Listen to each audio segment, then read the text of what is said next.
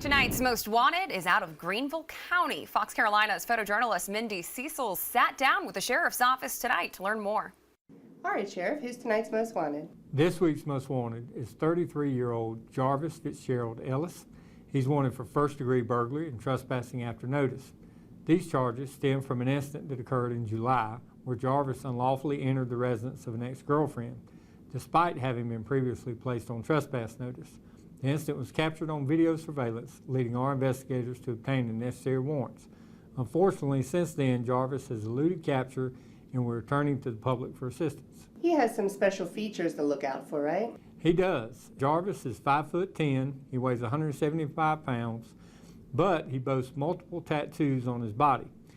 He's been known to wear his hair in a twist, as seen in the 2022 photo, but he also is spotted with a short haircut as well. We urge anyone who has seen Jarvis or knows of his whereabouts to contact us at 864-271-5210 or reach out to Crime Stoppers of Greenville at 23 Crime.